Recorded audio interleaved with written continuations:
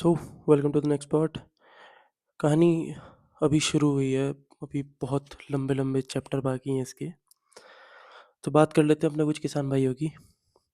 जब मोदी आया था उसने अपनी कुछ स्पीच दी थी कि आमदनी दुगनी कर दूंगा तुम्हारी। तो आमदनी तो दुगनी हुई नहीं है, उल्टा ये दर्द 100 गुना बढ़ चुका है। और ये बात केवल किसानों की कर रहा हूँ मैं, केवल किसानों की। अब मैं बताता हूँ इनके साथ हुआ क्या क्या है, क्या क्या इनके साथ होना चाहिए था, क्या क्या नहीं हुआ और क्या क्या इनके साथ फिर हुआ है। वादा करा था जो फार्मर्स है इनकी इनकम डबल करने का, नहीं करी। फार्मर्स की कोई इनकम डबल नहीं हुई। फार्मिंग प्रॉफिटेबल होने के बजाय डिफ़िकल्ट होती चली गई। मतलब सोचा था कि अ, अगर ये अपने वादे पूरे करता है तो किसान खेती दिल से करेगा। अभी तो केवल वो ज़रूरत के हिसाब से करता है कि इसकी ज़रूरत है, उसके पास और कुछ ऑप्शन ही नहीं है करने का। तो मतलब खेती करने में तो थोड़ी आसानी हो, इस वजह से इसने ये बोला था कि तुम्हारी कमाई दुगनी कर दूंगा, तुम्हारी ज़िंदगी आसान कर दूंगा, आमदनी दुगनी कर दूंगा। किसानों को लगा कि ठीक है, देनी चाहिए वोट इसे। लेकिन अब सच्चाई सामने आ रही है, किसानों के सामने भी और हमारे सामने भी, कि कोई आमदनी दुगनी नहीं हुई। इवन जो प्रॉफिटेबल बनाने की कोशिश की गई थी और डिफ़िकल्ट बना दिया उसे। एवरेज फार्मर की डेली इनकम बहुत कम बताई गई है। एवरेज फार्मर जो डेली इनकम इनकी पहले चल 2014 से कांग्रेस के टाइम पे थी ना, उस टाइम की मतलब मनी वैल्यू को देखते हुए आज के टाइम पे वो कम हो चुकी है। मतलब काफ़ी 13 14 15% तक कम है वो। प्रोमिसेस और ग्राउंड रियलिटी में ज़मीन आसमान का फ़र्क अगर कोई है तो वो ये है। लाइव एग्जांपल है भाई, ये सब तुम्हारे सामने, ये सारी रिपोर्ट सामने पड़ी है तुम्हारे।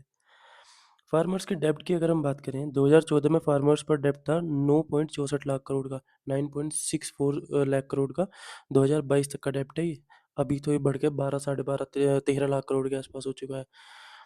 लेकिन करें फार्मर्स के डेब्ट की, तो 2022 तक ये डेब्ट था 9.64 9.64 लाख करोड़ का। 2026 में डेब्ट हो गया 16.80 लाख करोड़ का। और बताया जा रहा है कि किसानों की कमाई तो इतनी बड़ी नहीं जितना उनका लोन बढ़ता चला गया। चलो, एक बहुत चीज़ बार बार उछल उछल के आ रही थी, एमएसपी। एमएसपी की बात करते हैं। एमएसपी होता है मिनिमम सपोर्ट प्राइस। किसी भी फसल का एक एमएसपी डिफाइन करा जाता है, मतलब फिक्स करा जाता है कि जैसे गन्ना हो गया तो उसका एक एमएसपी डिसाइड कर देंगे। पैडी हो गया, वीट हो गया, ग्राम हो गया, अरहर हो गया, हर चीज़ का एक एमएसपी डिसाइड किया जाता है।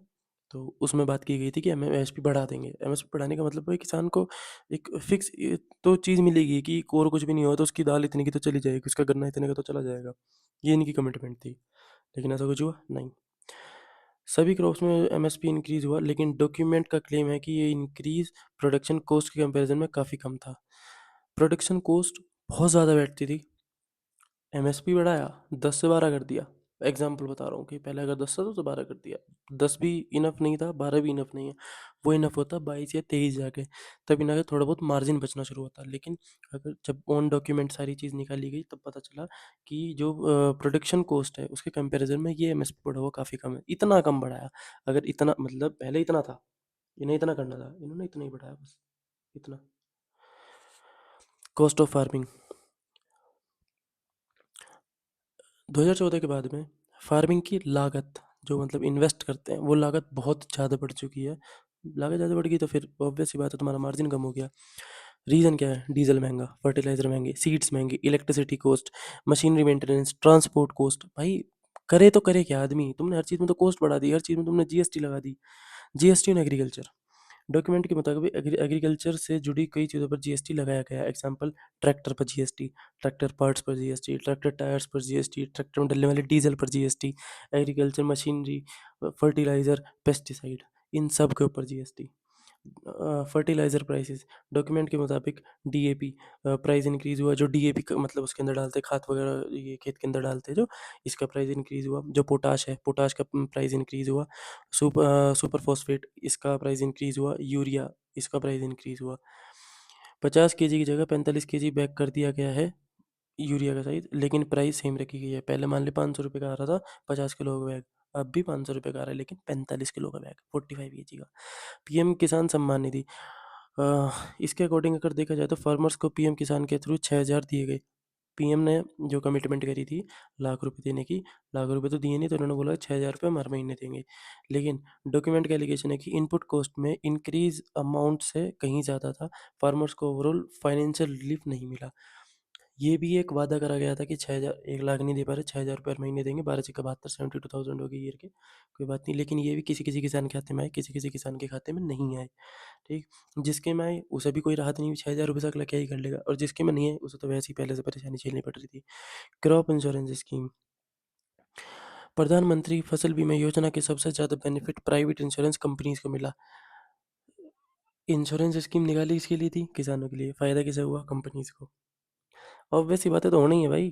कंपनी से बहुत प्रॉफिट कमाया, फार्मर्स को एक्सपेक्टेड बेनिफिट नहीं मिला। अगर किसी ने इंश्योरेंस लिया भी है ना, अगर ये प्रधानमंत्री फसल बीमा योजना अगर किसी ने करवाया भी है अपना, तो उसे बेनिफिट नहीं मिला। मान लो उसकी फसल खराब होगी तो उसे कोई पैसा नहीं मिला। लेकिन इसमें फसल बीमा योजना में अगर इसने अपना बीमा करवाया तो उसमें पैसे ज़रूर दिए इसने। एग्रीकल्चर बजट, एग्रीकल्चर बजट का शेयर टोटल बजट में ग्रेजुअली रिड्यूस हुआ। डॉक्यूमेंट का एलिगेशन है कि एग्रीकल्चर प्रियोरिटी कम होगी। एग्रीकल्चर की प्रियोरिटी तो ऑब्वियस सी बात है कम होगी। टोटल बजट के अंदर मतलब हर चीज़ एक, जैसे बड़ा बजट हो गया इसके अंदर डिफेंस वगैरह, एग्रीकल्चर हो गया, इंफ्रास्ट्रक्चर हो गया, ये सारे इसके अंदर आते हैं। तो इसके अंदर जो एग्रीकल्चर का शेयर था वो बहुत कम हो गया पहले के कम पे, 2014 से पहले जो था उसके कंपेरिजन में बहुत परसेंटेज गिर गया नीचे। Agriculture development fund, agriculture development के लिए अलोकेट की गई लार्ज अमाउंट यूटिलाइज नहीं की गई। डॉक्यूमेंट क्लेम है कि एलोकेटेड फंड्स सरेंडर कर दिए गए।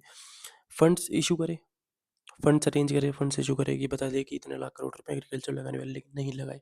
वो पैसा कहाँ गया पता नहीं, वो पैसा सरेंडर कर दिया, वापस सबमिट कर दिया। इशू कराया, वापस सबमिट हो गया। इशू क्यों कराया था भाई? लेके जेब में रख लो ना। फार्म लॉज, गवर्नमेंट ने 3 नए फार्म लॉज लाए डॉक्यूमेंट के एलिगेशन के अकॉर्डिंग। फार्मर्स ने इनका अपोज किया। दिल्ली बॉर्डर पर लॉन्ग प्रोटेस्ट हुआ, किसान आंदोलन। प्रोटेस्ट लगभग 378 दिन चला। बहुत अपने किसान भाई उसके अंदर, मतलब भाई मैं तो शहीद कहूँगा, बहुत सारे किसान भाई उसके अंदर शहीद हुए। कई फार्मर्स की मूवमेंट के दौरान डेथ हुई। बाद में गवर्नमेंट ने लॉज विड्रॉ कर लिए, करनी ही पड़ती, दूसरा कोई ऑप्शन नहीं था ना, वरना तख्ता पलट का नाम सुना हो इंडिया में नहीं होने का इतनी इजीली, लेकिन चांसेस तुम बढ़ा दोगे। ऐसे नहीं होगा, वैसे होगा, बहुत तरीके ना। MSP guarantee, farm laws repeal होने के बाद भी एमएसपी को लीगल गारंटी नहीं दी गई। एमएसपी को तो कभी लीगल गारंटी दे ही नहीं सकते। एमएसपी को देने का मतलब ही नहीं कि जेब से पैसा जाना, क्योंकि ऑब्वियस सी बात है, अगर एमएसपी इन्होंने बढ़ा दिया तो किसान कहीं नहीं जाने कि सीधा सरकार के पास आएंगे, सरकार को ज़्यादा पैसे देने पड़ेंगे। सरकार अपना नुकसान क्यों करेगी? ये लेने वाली सरकार है, देने वाली नहीं। ये देती है केवल दिलासे झूठे। फार्मर सुसाइड, 2014-2020 के बीच में हजारों फार्मर्स और फार्म लेबर ने सुसाइड की। डॉक्यूमेंट का एलिगेशन है कि इकोनॉमिक प्रेशर और पॉलिसी फेलियर इसका मेजर रीजन थे। भाई करेगा क्या अगला? अगले के सिर पे इतना कर्जा दे दिया ना तुमने, इतना कर्जा दे दिया। हर चीज़, अगर वो अपने खेत में फसल डालना चाहता है तो उसे एक्स्ट्रा पैसे देना पड़ेगा। ट्रैक्टर लाना चाहता है तो, सामान लाना चाहता है ना ट्रांसपोर्ट, तो भाई उसे पैसा देना पड़ेगा। करेगा क्या? और फिर वापस तुम उसे कुछ दे ही नहीं रहे। फसल तैयार कर ली, पैसा लगा कर सब कर दिया, वापस भी तो दो उसे यार, कम से कम 2 रुपये बचाए तो सही अगला। 2 रुपये तो बचाए ना, 4 रुपये कर दिए, मोर चला गया। फार्मर्स वर्सेस राइजिंग कॉस्ट, एक तरफ गवर्नमेंट फाइनेंशियल असिस्टेंस देती रही, लेकिन दूसरी तरफ डीजल महंगा करा, फर्टिलाइजर महंगा करे, सीड्स महंगे करे, GST, transport cost, electricity cost, ये सब ड्रामेबाजी इन्होंने दिखाई और सब प्राइस बढ़ा दिया। ओवरऑल कंक्लूजन अगर इस टॉपिक का देखें फार्मर्स वाले का, फार्मर्स की इनकम डबल नहीं हुई, फार्मर कॉस्ट कंटिन्यूसली बढ़ी, फार्मर्स का डेप्ट बढ़ा। एमएसपी इंक्रीज सफिशिएंट नहीं था, मैं तो इसे मना करूंगा, एमएसपी इंक्रीज भी नहीं हुआ। फर्टिलाइजर और डीजल महंगे हुए, इक्विपमेंट महंगे हुए, क्रॉप इंश्योरेंस प्राइवेट कंपनीज को ज़्यादा बेनिफिट देने वाला बताया गया। फसल बीमा योजना के अंदर जो प्राइवेट कंपनी थी उन्हें ज़्यादा बेनिफिट हुआ। एग्रीकल्चर बजट रिड्यूस हुआ, फार्म लॉज के खिलाफ हिस्टोरिक प्रोटेस्ट हुआ, जो पूरी मतलब हिस्ट्री बनी है वो किसान आंदोलन, ठीक है। एमएसपी लीगल गारंटी का इशू अनरिजॉल्व रहा, फार्मर फाइनेंशियल प्रेशर में रहे, रहेंगे ही भाई, फाइन फार्मर तो रहेंगे ही। ये किसान भगवान ने ऐसा बना दिया ना बस, दुनिया में सब इंसान सुख भोग सकते हैं एक किसान को छोड़ के। इसके पास तो मतलब ये गलत कदम उठा नहीं सकता, परिवार है। कुछ ऐसे होते हैं कि भाई उनके पास ऑप्शन नहीं बचता, वो उठा लेते हैं। गलत कदम उठा सकते, परिवार है इनके पास, और कोई काम कर नहीं सकते, खेती है इनके पास, जमीन बेच दी तो फिर बेइज्जती का डर है भाई।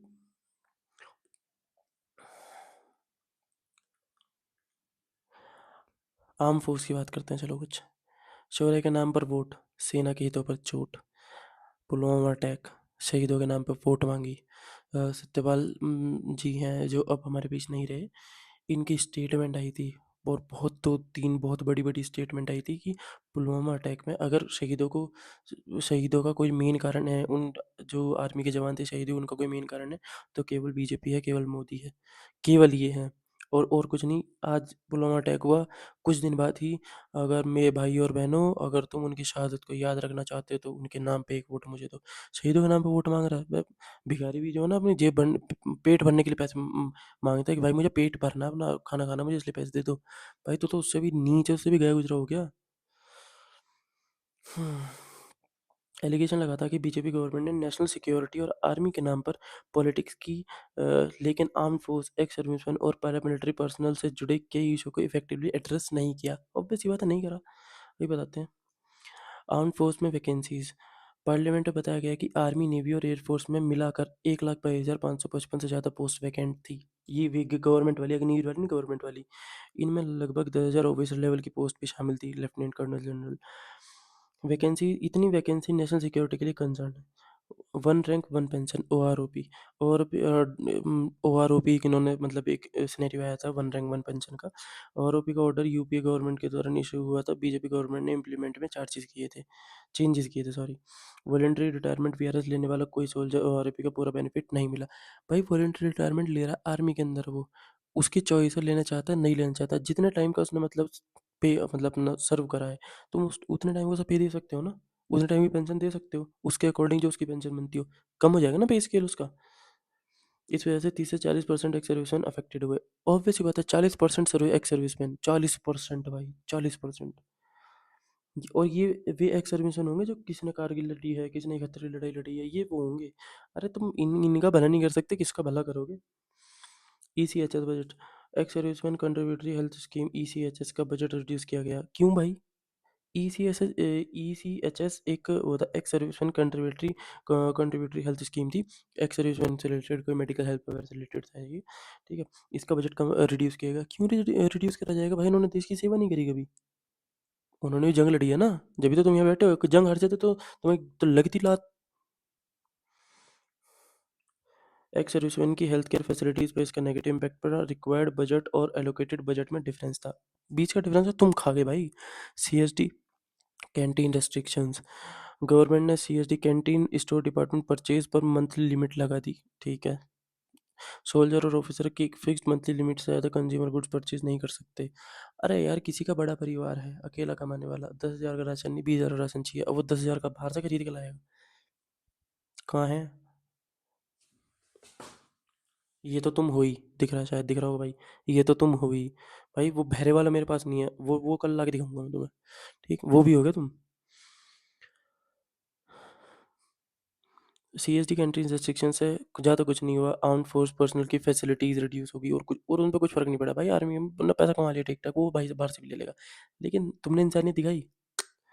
जी S T on C S D purchase, C S D purchase पे भी जी एस टी। कुछ स्टेट्स में वैट एग्जम्पशन मिलती थी, लेकिन जीएसटी के बाद एडिशनल टैक्स बर्डन आ गया।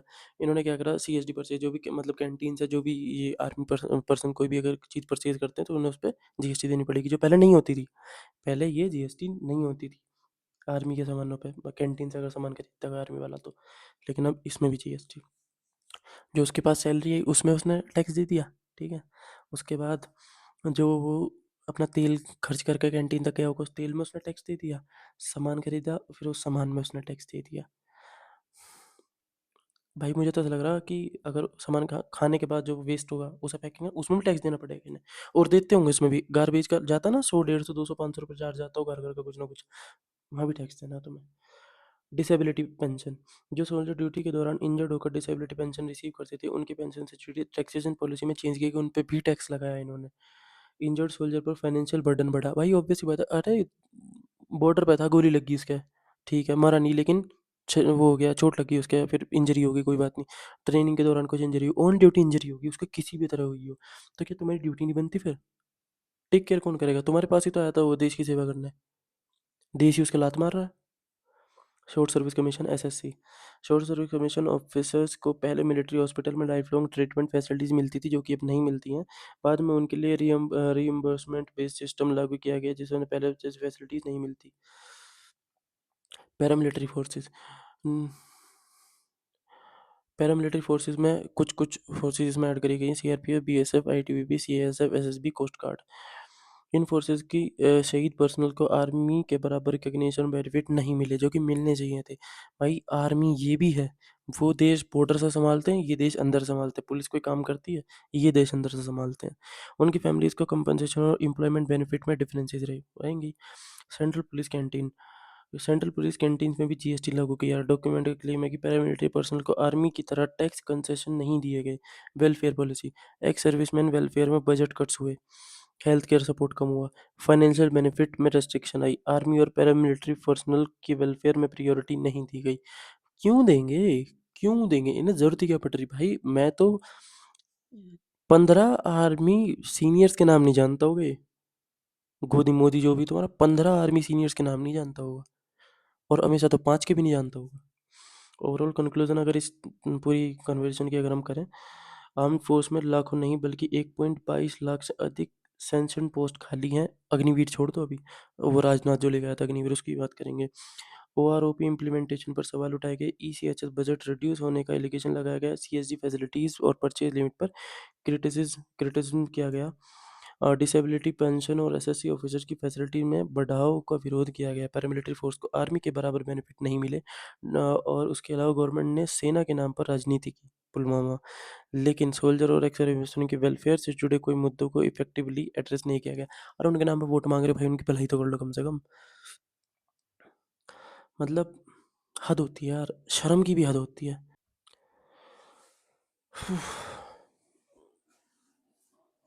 भाई थक गया बैठा बैठा, इतनी देर होगी। ये एक वीडियो के अंदर कवर करना भाई इम्पॉसिबल है। जितनी बड़ी मेरी रिपोर्ट है ना, इस वीडियो में तो इनसे कवर ही नहीं कर सकते, इसलिए मैंने पार्ट बनाए हैं। पार्ट बनाने के बाद तुम्हें भी इजी रह गया और मुझे भी इजी रह गया। इसके अलावा बताता हूँ तुम्हें नेक्स्ट चीज़ जिसमें तुम्हें थोड़ी सी तो आँख खुलेंगी। ठीक है, अभी आर्म्ड फोर्स की हमने बात कर ली, अब बात करते हैं कुछ रिलीजियस पोलराइजेशन की। ठीक है, विकास से नहीं नाता, बस नफरत फैलाना है आता। हिंदू मुस्लिम के अलावा इन्होंने कुछ नहीं करा। भाई एक वो कोई है, एक मेरे पास वीडियो है, ठीक है, उसके अंदर बोलते हैं कि मोदी के खोपड़े में कुछ नहीं है, इसके खोपड़े में बस एक चीज़ है, हिंदू मुस्लिम हिंदू मुस्लिम। और हिंदू मुस्लिम के नाम पे भाई जो तुम्हें तुम्हारा काटा ना भाई इसने, मतलब कोई हिंदू मुस्लिम खतरे में नहीं है। मैं मान रहा हूँ बीजेपी हिंदू पार्टी है, मैं भी हिंदू हूँ भाई, ठीक है, हिंदू मुस्लिम खतरे में नहीं है, देश खतरे में है ये। हिंदू मुस्लिम अगर खतरे में होता ना तो हमें खुद समझ में आ जाता। अभी कम से कम ये देख ले, मेरी रोज लड़ाई हुई करती, रोज नहीं तो 4 5 10 दिन में लड़ाई हुई करती, या फिर मेरी जान में लड़ाई हुई करती। भाई तुम बताओ आपस में, एक ये मुजफ्फरनगर में लड़ाई हुई 2013 के बाद, एक बार अभी कुछ दिन पहले लड़ाई हुई थी। जब लड़ाई होती है ना तो वो नेशनल इशू बन जाता है, पता चल जाता है साफ साफ कि हाँ हिंदू मुस्लिम की लड़ाई हुई है।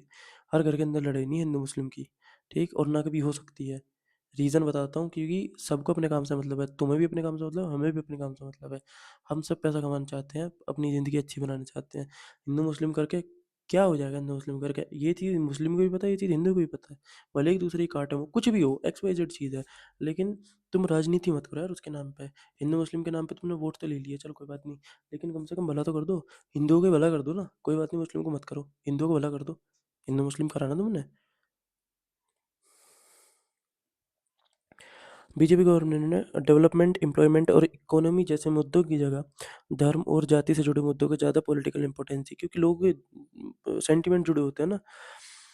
पोलराइजेशन और डिवीजिव पॉलिटिक्स के जरिए इलेक्शन लड़े गए, इलेक्शन तो लड़े ही जाएंगे इसके बेस पे। वही वाली बात है कि अंधभक्त कैसे बनाएंगे तुम्हें। अंधभक्त तुम ऐसे ही तो बनोगे कि बस यही है अब तो हिंदुओं का मसीहा, ठीक।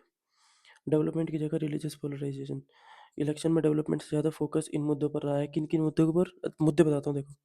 हिंदू वर्सेस मुस्लिम पॉलिटिक्स, 80-20 नैरेटिव, शमशान वर्सेस कब्रिस्तान, मंदिर वर्सेस मस्जिद, लाउड स्पीकर और बुलडोजर पॉलिटिक्स, फूड और क्लोथिंग से जुड़े मुद्दे, रोड, स्कूल, हॉस्पिटल और एम्प्लॉयमेंट जैसे इशू को सेकेंडरी बना दिया गया। ये जो मेन चीज़, अरे देश किससे डेवलप होगा, रोड से होगा, स्कूल से होगा, हॉस्पिटल से होगा, एम्प्लॉयमेंट से होगा। किससे होगा, हिंदू मुस्लिम से होगा, 80-20 नैरेटिव से, या शमशान घाट कब्रिस्तान से, या फिर तुम्हारे ये बुलडोजर पॉलिसी से, या फिर ये लाउड स्पीकर कंट्रोवर्सी, या फिर मंदिर या मस्जिद। यार ऑब्वियस सी बात है, किससे होगा, इन सब इंफ्रास्ट्रक्चर से डेवलप होगा देश। बीजेपी लीडर के स्टेटमेंट, स्टेटमेंट सुनो। ऐसे स्टेटमेंट पर स्ट्रिक्ट एक्शन लेने की बजाय कई लीडर्स को पॉलिटिकल सपोर्ट या प्रमोशन मिले, ठीक है। अभी बताता हूँ क्या क्या, किसे किसे क्या क्या मिला, अभी बताता हूँ। देखो इसकी स्टेटमेंट क्या थी, मंदिर वर्सेस मस्जिद, ठीक है, मंदिर बचाओ, मस्जिद उड़ाओ, शमशान वर्सेस कब्रिस्तान, लाउड स्पीकर कंट्रोवर्सी। ये मतलब मेन मेन चीज़ बता रहा हूँ, इसके ऊपर इन्होंने अपनी स्पीच दी है बड़ी बड़ी। तो ऐसी स्टेटमेंट पर ही स्ट्रिक्ट एक्शन होना चाहिए था, लेकिन क्या हुआ, इन्हें प्रमोशन मिले। ठीक, इससे पॉलिटिकल पोलराइजेशन और ज़्यादा बढ़ी। रिलीजियस राइट, दंगे बताता हूँ, 2016-2020 के बीच में हजारों कम्युनल इंसिडेंट हुए। रिलीजियस टेंशन लगातार बढ़ती गई, इसके मुताबिक कम्युनल हार्मनी को नुकसान हुआ। कम्युनल हार्मनी को नुकसान क्यों नहीं होगा, अगर तुम इसके रिलीजन धर्म के नाम पर अगर लड़ाई दंगे करोगे तो। गुजरात वाला भी तो धर्म के नाम पे ही हुआ था, और इन्होंने करवाया था गुजरात वाला भी, जो कांड 2014 से पहले कांड हुआ था। किन्होंने करवाया, इन्होंने करवाया था। मोदी का खुला नाम है, उन लोगों का भी नाम है खुला, जिन लोगों से मोदी ने ये काम करवाए उन लोगों ने इस मतलब क्लियरली नाम लेके बोला कि मोदी ने हमें ऑर्डर दिया था, नरेंद्र भाई ने ऑर्डर दिया था लोगों को मारने काटने का, हमने वो काम करा, उसके बाद नरेंद्र भाई ने हमें जेल से बाहर निकलवाया, जज बदले। ये प्रॉपर वीडियो है ये। दिल्ली दंगे, 2020 दिल्ली में कई लोगों की जान गई, 2020 के अंदर कई लोगों की जान गई थी, लार्ज स्केल प्रॉपर्टी डैमेज हुआ, माइनॉरिटी कमीशन की रिपोर्ट का भी रेफरेंस दिया गया था। जिम्मेदार लोगों पर एक्सपेक्टेड एक्शन नहीं हुआ, नहीं होने का भाई, जिम्मेदार लोग ही तो इस काम को अंजाम दे रहे थे, उनके ऊपर थोड़ी एक्शन हो जाएगा, और ये इनसे काम करवा रहे थे। जहांगीरपुरी और दूसरे राइट्स, दिल्ली के जहांगीरपुरी और देश के कई अन्य राज्यों में भी कम्युनल वायलेंस और डॉक्यूमेंट क्लेम है कि सेंटर ने इंसिडेंट पर स्ट्रॉन्ग पॉलिटिकल रिस्पॉन्स नहीं दिया। ऐसा ऐसा करते हैं वो, जैसे मान लीजिए किसी ने क्वेश्चन पूछ लिया, सर इन दंगों के बारे में बता दो, नेक्स्ट। सर इन वाले दंगों के बारे में बता दो, नेक्स्ट। ऐसा करते हैं, कितने पूछ लो तुम। प्राइम मिनिस्टर की चुप्पी, जब कई स्टेट में कम्युनल टेंशन और राइट हुए तब प्राइम मिनिस्टर और होम मिनिस्टर की तरफ से एक्सपेक्टेड पब्लिक इंटरवेंशन स्टेटमेंट नहीं आया। कॉन्फ्रेंस तो कोई करनी ही नहीं ना, गवर्नमेंट ने टाइमली रिस्पॉन्स नहीं दिया, देने की ही नहीं है। 2014 के अंदर जब पुलवामा अटैक हुआ था उस टाइम पे अगर ये ऑन टाइम अपना देते थे ना, अगर इन्हें बचाना होता, मरवाया इन्होंने, लेकिन अगर इन्होंने बचाना होता, ठीक है, तो ये उन लोगों को बचा सकते थे, उन शहीदों को, उन जवानों को शहीदों से बचा सकते थे। माइनॉरिटीज़ को टारगेट करना, सिर्फ मुस्लिम कम्युनिटी ही नहीं बल्कि क्रिश्चियन और सिख कम्युनिटीज़ की पॉलिटिकल नैरेटिव में टारगेट किया गया है। चर्च कैसे, एग्जाम्पल के तौर पर बताता हूँ, चर्चेज में वंडलिज्म, उसके अलावा क्रिश्चियन पर अटैक के एलिगेशन, फार्मर प्रोटेस्ट के बाद सिख कम्युनिटी के कुछ लोगों को एक्सट्रीमिस्ट या सेपरेटिस्ट बताया गया, जहां डॉक्यूमेंट क्लेम है कि माइनॉरिटी कम्युनिटी में इनसिक्योरिटी का एनवायरनमेंट बनेगा ही भाई, ऑब्वियस सी बात है। इन्होंने किसी को नहीं बख्शा, ना हिंदू, ना मुस्लिम, ना सिख, ना क्रिश्चियन, मतलब इन्होंने कोई बख्शा ही नहीं है। हिंदू के नाम पे सबके साथ इन्होंने गलत करा, और हिंदू के साथ इन्होंने बिना बताए गलत करा। फार्मर प्रोटेस्ट को लेबल करा, 378 दिन चले फार्मर प्रोटेस्ट के दौरान इन्होंने क्या क्या स्टेटमेंट दी थी, ये टेररिस्ट है, ये खालिस्तानी है, नक्सलाइट है, सेपरेटिस्ट जैसे लेबल दिए गए, ये अलग हैं, ये दूसरे हैं, ये हम नहीं हैं। भाई वो अपन हक मांग रहे थे, बस तुम्हारे देश में रहते तुम्हें वोट दिया उन्होंने। इन एलिगेशन है कि पीसफुल प्रोटेस्ट को पॉलिटिकल नैरेटिव्स के थ्रू डिसक्रेडिट करने की कोशिश की गई, ऑब्वियस ही बात है, करा ही है, एलिगेशन क्या है तो फैक्ट है। मीडिया का रोल, मीडिया का एक सबसे बड़ा हिस्सा गवर्नमेंट की नैरेटिव को सपोर्ट किया और डेवलपमेंट के इशू का ध्यान हटाकर रिलीजियस इमोशनल डिबेट को ज़्यादा इम्पोर्टेंट, ऑब्वियस। मीडिया ने तो गोदी मीडिया कर दिया, मोदी ने कुछ भी बोल दिया, ठीक है, अब उसे कवर करना है बस। एक इस तरफ दंगे हो रहे हैं, लड़ाई झगड़ा चल रहा है, मतलब बुरा हो रहा है बिल्कुल, इस तरफ डेवलपमेंट बिल्कुल नहीं हो रहा, दो अलग अलग जगह कैमरा लेके ना पहुंचना था। इधर मोदी खड़ा है और मोदी क्या कर रहा है, भले ही अपनी टाँट खुजा रहा हो तो उसे रिकॉर्ड करेंगे। ओवरऑल पॉलिटिकल नैरेटिव, जब इकोनॉमी, इन्फ्लेशन और अनएम्प्लॉयमेंट जैसे इशू पर क्वेश्चन बढ़ाने लगे, तब पब्लिक डिस्कोर्स को रिलीजन, कास्ट और आइडेंटिटी पॉलिटिक्स की तरफ शिफ्ट कर दिया गया। जब जब इन्हें ऐसा ऐसा लगता है ना कि कोई बड़ा इशू निकल के आ रहा है, जैसे इकोनॉमी, इन्फ्लेशन, अनएम्प्लॉयमेंट, तो क्या करेंगे, रिलीजन, कास्ट और आइडेंटिटी पॉलिटिक्स की तरफ घुस जाएंगे, एकदम से लोगों का ध्यान हट जाएगा। लोग भी तो बेचारे मासूम हैं। ओवरऑल कंक्लूजन की अगर हम इसमें बात करें, डेवलपमेंट की जगह रिलीजियस पोलराइजेशन को इंपॉर्टेंस दी गई, इलेक्शन में आइडेंटिटी पॉलिटिक्स का यूज़ हुआ, कम्युनल टेंशन और दंगे बढ़ाने का क्लेम किया गया, माइनॉरिटी कम्युनिटीज़ को टारगेट करने के एलिगेशन लगाए गए इनके ऊपर, जो कि सही थे, फार्मर प्रोटेस्ट को नेगेटिव लेबल देने की बात कही गई, मीडिया में एक हिस्से पर पॉलिटिकल नैरेटिव को एम्पलीफाई करने का आरोप लगाया गया, डॉक्यूमेंट के मुताबिक पब्लिक को एम्प्लॉयमेंट, इन्फ्लेशन और इकोनॉमी जैसे मुद्दों पर डाइवर्ट किया गया। अपनी तरफ से कुछ नहीं बोल रहा, फिर बता रहा हूँ, अपनी तरफ से कुछ नहीं बोल रहा, ये सब ऑन डॉक्यूमेंट है, ये सब रियल है भाई, फैक्ट है ये सब। मुझे नहीं पता ये वीडियो किस किस तक पहुँचेगी, किस किस तक नहीं पहुँचेगी, मेरा काम है बताना बस, तुम्हारा काम है इसको बढ़ाना आगे। अगर तुम्हें लगता है कि हाँ, ये ऐसी चीज़ है कि अगर तुम्हारे अलावा कोई और इंसान इसे जानेगा या सुनेगा तो जागरूक होगा। लाइक, शेयर, सब्सक्राइब वाले ड्रामे नहीं है भाई यहाँ पे कोई, ठीक है? जागरूक होगा अगर, तो वो सब बताओ इस वीडियो के बारे में। माइनॉरिटीज़ की कुछ और बात करते हैं। माइनॉरिटीज़, गवर्नमेंट का काम होता है जो माइनॉरिटीज़ हैं उन्हें ख़त्म ना होने दें, उन्हें बढ़ावा दें, उन्हें ऊपर आने के लिए मतलब अलग-अलग चीज़ शुरू करें जिससे वो ऊपर आएँ। ऐसा तो नहीं सबके हाथ पकड़ के तो खींच नहीं सकते, लेकिन मौका दे सकते हैं ना सबको। जिसमें दम होगा वो अपने आप आएगा, ठीक है? लेकिन उन्हें चांस मिलना चाहिए। पिछड़ों को पीछे छोड़ा, एससी, एसटी, ओबीसी से नाता तोड़ा। इन्हें ना मतलब है एससी से, ना मतलब है एसटी से, ना मतलब ओबीसी से। और भाई मैं बताऊँ, इन्हें मतलब जनरल से भी नहीं है, इन्हें मतलब है खुद से केवल। बीजेपी गवर्नमेंट के दौरान एससी, एसटी और ओबीसी कम्युनिटीज़ के कॉन्स्टिट्यूशनल राइट, रिजर्वेशन और वेलफेयर स्कीम्स को कमजोर किया गया। डॉक्यूमेंट का क्लेम है कि सोशल जस्टिस की पॉलिसीज को ग्रेजुअली वीकन किया गया। राइट आई, सच है ये। एससी एसटी सब प्लान, एसटी एससी सब प्लान को ख़त्म या वीकन किया गया, जिसके थ्रू एससी और एसटी के डेवलपमेंट के लिए बजट एलोकेट होता था। मतलब ऑप्शन एक ऑप्शन था इनके पास, एस सी एस टी सब प्लान। इस प्लान के अंदर अलग अलग चीज़ें डेवलप करते थे, सोचते थे, आइडियाज़ इंप्लीमेंट करते थे, कैसे एस सी एस टी को बढ़ावा दिया जाए। इन्होंने क्या करा, एक तो होता है कि कम कर दिए चीज़ों को, ठीक है? बजट एलोकेट होता था, कम बजट एलोकेट कर रहे हैं, या फिर इसके ऊपर इतना ध्यान नहीं, इन्होंने ख़त्म ही कर दिया, ख़त्म ही कर दिया भाई उसे, ठीक? तो मतलब एस सी एस टी सब प्लान अब नहीं है। इससे क्या हुआ, डिप्राइव्ड कम्युनिटीज़ जो थी, जो पिछड़ा वर्ग है, ठीक है, इनका बजट शेयर कम हो गया। तो जैसे टोटल 100% जाना था इनके पास, ये सब प्लान कम हुआ तो इनका 80 रह गया। 20% इसका शेयर था फॉर एग्जांपल, तो 80 रह गया उनका। रिजर्वेशन पर खतरा, एस सी एस टी और ओबीसी रिजर्वेशन लगातार प्रेशर में रही हैं। रिजर्वेशन के खिलाफ स्टेटमेंट दिए गए, लोकल बॉडी इलेक्शन में ओबीसी रिजर्वेशन से जुड़ी लीगल और एडमिनिस्ट्रेटिव प्रॉब्लम सामने आई। रिजर्वेशन इम्प्लीमेंटेशन को प्रॉपरली प्रोटेक्ट नहीं किया गया। भाई टोटली एग्री, मतलब एक तो होता है थोड़ा बहुत एग्री करना, एक होता है टोटली एग्री करना। टोटली एग्री इन चीज़ों से तो। और मुझे अब तक एक भी फैक्ट ऐसा नहीं लगा जो गलत हो। चलो आगे बढ़ते हैं। आगे इसके अंदर कहानी कहाँ तक पहुँचती है, ये थोड़ी रिपोर्ट नहीं है भाई, बंडल है मेरे पास इन चीज़ों के। तुम्हें दिखाऊंगा धीरे धीरे मैं सब। पीएसयू प्राइवेटाइजेशन और reservation, public sector undertaking PSU के प्राइवेटाइजेशन का डायरेक्ट इम्पैक्ट रिजर्वेशन सिस्टम पर पड़ सकता है, पढ़ा है, और ऑब्वियसली पढ़ा है यार। प्राइवेट सेक्टर में कॉन्स्टिट्यूशनल रिजर्वेशन मैंडेटरी नहीं होता, इसलिए पीएसयू प्राइवेटाइजेशन से S C S T OBC employment opportunity कम हो सकती है। गवर्नमेंट ने कोई जॉब निकाली, उसके अंदर रिजर्वेशन देना पड़ेगा S C S T OBC को, जनरल को, सबको। लेकिन अगर वहीं प्राइवेटाइजेशन हो गया, जैसे रेलवे वगैरह को हो रहा है, प्राइवेट कंपनी आ गई, तो प्राइवेट कंपनी की उसके लिए ना कोई एस सी, ना कोई एस टी, ना कोई ओबीसी, ठीक है? भाई मैं चाहता हूँ ये कास्ट सिस्टम है टोटली ख़त्म हो जाए, या तो इसे टोटली ख़त्म करो फिर।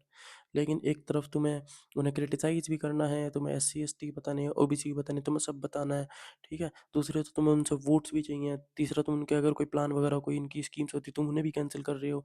उन्हें जहाँ जॉब मिल सकती है तुम वहाँ से भी उन्हें जॉब नहीं देने दे रहे हो। जिन कंपनीज में मतलब जिन सेक्टर्स में ट्राई कर सकते हो तुमने प्राइवेट कर दी है। ऑब्वियस सी बात है भाई, वे कहाँ जाएंगे बेचारे, मरेंगे थोड़ी वैसे। Representation in government, BJP ruled states में दलित चीफ मिनिस्टर की कमी का इशू उठाया गया है। इनके पास कोई दलित सीएम नहीं है। सेंट्रल गवर्नमेंट का सीनियर एडमिनिस्ट्रेटिव पोजीशन पर S C S T representation का इंसफिशिएंट बताया गया। सेंट्रल गवर्नमेंट का सीनियर एडमिनिस्ट्रेटिव पोजीशन, वहाँ एक मतलब हर कैटेगरी से कोई ना कोई इंसान होता है, ठीक है? वहाँ पे एस सी एस टी नहीं है कोई भी। जागो भाई, उठो उठो, कुर्सी छोड़ो अपनी। जब तक तुम उठ के नहीं आओगे ना, तुम अपने मुद्दे सामने नहीं रखोगे, आपस में इस चीज़ के बारे में बात करना शुरू नहीं करोगे भाई, बहुत मुश्किल हो जाएंगी आगे जाके तो। डायरेक्ट रिक्रूटमेंट, जॉइंट सेक्रेटरी और एडिशनल सेक्रेटरी लेवल की डायरेक्ट रिक्रूटमेंट में रिजर्वेशन सिस्टम को इफेक्टिवली बाईपास किया गया। इससे कॉन्स्टिट्यूशनल रिजर्वेशन फ्रेमवर्क वीक हुआ। ऑब्वियस सी बात है, क्यों नहीं होगा। Scholarship budget cuts, SC pre matric scholarship, national fellowship for SC student, OBC scholarship, tribal post matric scholarship, ये सब इन्होंने या तो रिड्यूस कर दी या ख़त्म कर दी। दलित वुमेन वेलफेयर, दलित वुमेन के वेलफेयर से जुड़ी स्कीम्स का बजट भी रिड्यूस हुआ। वल्नरेबल सेक्शंस को एक्सपेक्टेड फाइनेंशियल सपोर्ट नहीं मिला, क्योंकि अगर उन्हें सपोर्ट देंगे तो फिर ऑब्वियस सी बात है वो लोग निकल निकल के बाहर आएंगे, उठ उठ के बाहर आएंगे, जागरूक होंगे, इनका खतरा बढ़ेगा। National schemes for incentive to girls, S C S T girls के लिए चलने वाले इंसेंटिव स्कीम्स को बंद या वीक कर दिया गया। गर्ल्स एजुकेशन को नुकसान हुआ, हो गई ऑब्वियस जब उनके पास भाई गर्ल्स के लिए इंसेंटिव स्कीम्स, अगर वो पैसे कमाएँगी यार, ₹2 उनके घर में आएँगे, ₹1 अपनी पढ़ाई पे लगाएँगे, ₹1 घर में दे देंगी, या किसी भी तरह वो सब मैनेज करें, लेकिन उसके पास पैसे तो आने चाहिए, वो आगे पढ़ेंगी कैसे? फ्री एजुकेशन तो तुम देते नहीं हो।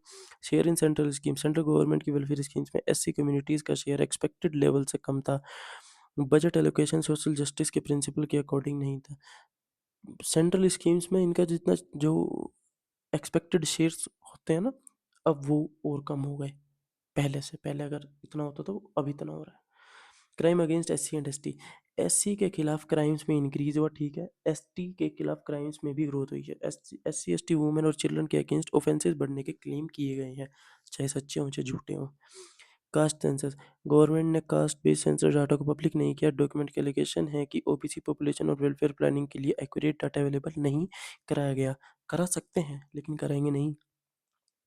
ओवरऑल सोशल जस्टिस की अगर हम बात करें तो रिजर्वेशन प्रेशर में रहा, स्कॉलरशिप बजट रिड्यूस हुए, वेलफेयर एलोकेशन कम हुए, रिप्रेजेंटेशन इशू कंटिन्यू रहे, सोशल जस्टिस एजेंडा वीक हुआ।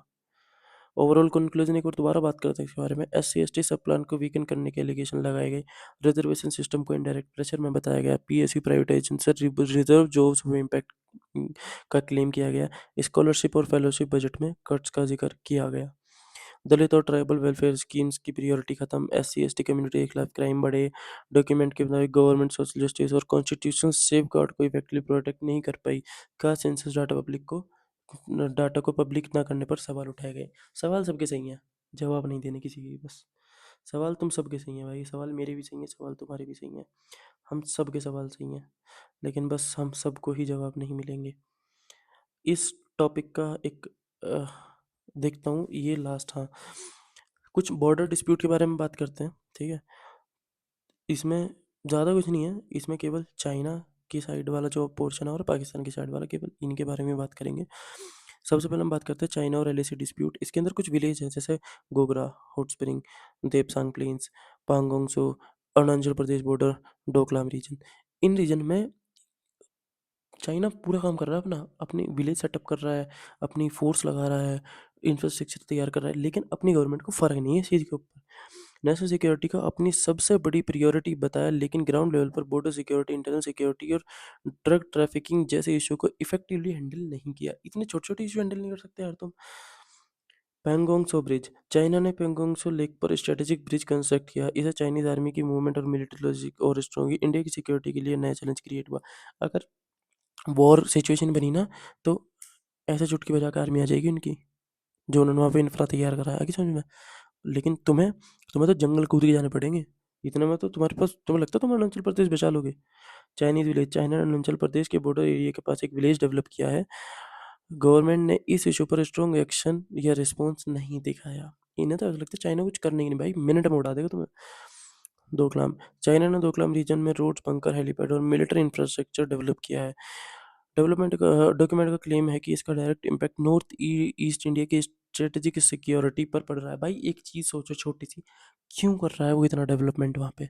इतना डेवलपमेंट, इतनी सारी road, bunker, helipad, military infrastructure क्यों लेके आ रहा है? भाई वो तुम्हें वीक कर देगा, एक झटके में ख़त्म करेगा। और वो Chinese military buildup, Chinese military builder कहाँ कहाँ कहाँ पे है, ठीक है। एलएसी के पास missile system, tank, helipad, military infrastructure लगातार इंक्रीज किया है। ये चाइना का मिलिट्री बिल्डअप सिस्टम है। कहाँ कहाँ करा है, मैंने तुम्हें विलेज ऑलरेडी बताए थे। Gogra, hot spring, Depsang plains, Pangong Tso, Arunachal Pradesh border और दोकलाम रीजन।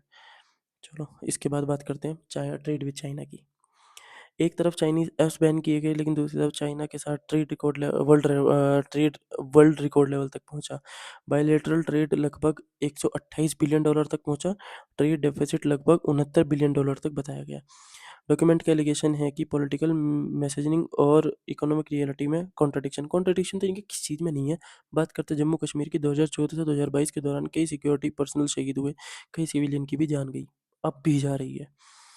कश्मीर के सिक्योरिटी चैलेंज कंटिन्यू ही रहेंगे अगर बीजेपी रहेगी तो। नक्सलिज्म, हजारों नक्सल अटैक हुए, कल कई सिक्योरिटी पर्सनल और सिविलियन की डेथ हुई।